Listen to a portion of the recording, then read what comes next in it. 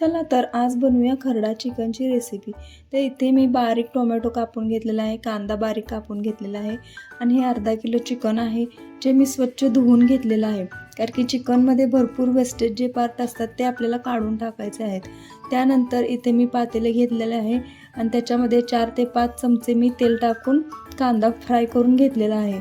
तर इथे आपण कांदा ना पूर्ण ब्राऊन होईपर्यंत भाजून घ्यायचा, कारण की जोपर्यंत कांदा आपण व्यवस्थित भाजत नाही आणि कांद्याची जी चव त्या तेलात उतरते ना, तेव्हा जो आपण रस्सा करतो तर तो एकदम वेगळा आणि छान चव लागते। तर इथे मी कांदा बारीक असा व्यवस्थित भाजून घेतला ब्राऊन होईपर्यंत।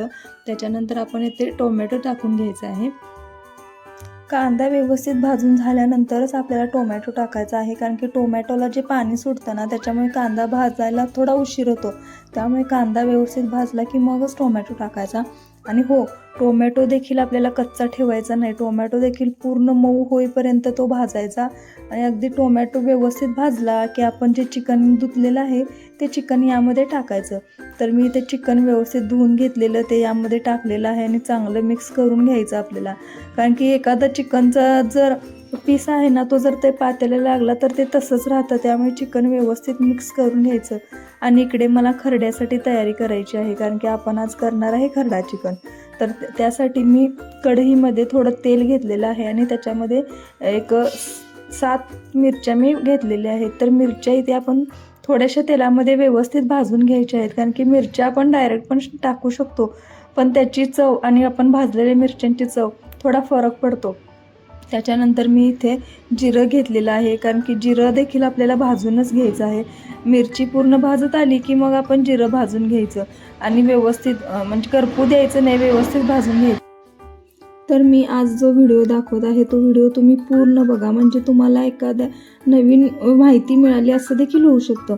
त्यामुळे तर इथे चला मी आता मिरचीची पेस्ट करायची आहे। त्यासाठी जे आपण जिरं आणि मिरची मी भाजून घेतलेली होती ते आता मी मिक्सरमधून बारीक करून घेते।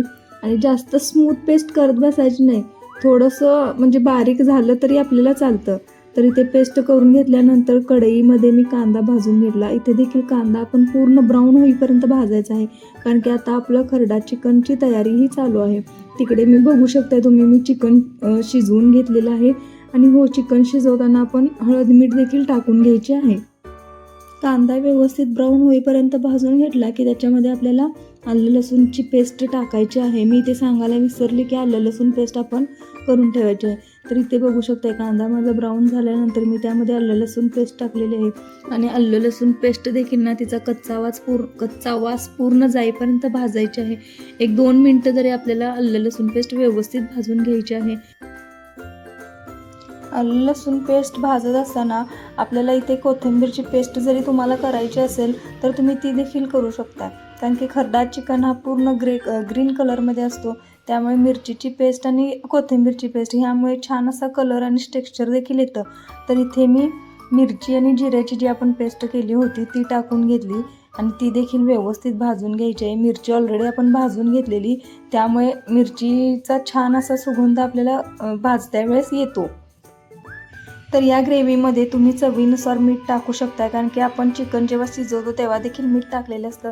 त्यामुळे चवीनुसार यामध्ये मीठ टाका आणि जे चिकन शिजवून घेतलेलं आहे ते देखील टाकून व्यवस्थित मिक्स करून घ्या, कारण की जो ग्रेव्ही आहे ती प्रत्येक पीसला लागली पाहिजे। त्यामुळे सगळं व्यवस्थित मिक्स करून घ्यायचं।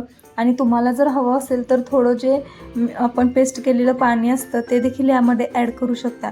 आणि यामध्ये थोडा आम्ही इथे चिकन मसाला देखील घातलेला आहे, तो देखील तुम्ही घालू शकता। इकडे खरडा चिकन करत करत इकडे माझा चिकन रस्सा देखील झालेला आहे।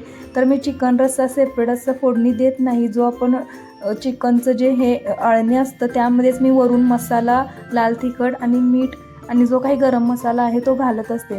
तर तुम्ही देखील रस्सा या पद्धतीने एकदा नक्की करून बघा। डबल फोडणी देण्यापेक्षा ना अळणीमध्येच हे सगळं टाकून एकदा उकळी घेऊन बघा, छान मस्त रस्सा होतो आणि त्याच्यानंतर कोथिंबीर टाकले की अगदी छान लागतो। तर इकडे माझं खरडा चिकन देखील झालेलं आहे। तर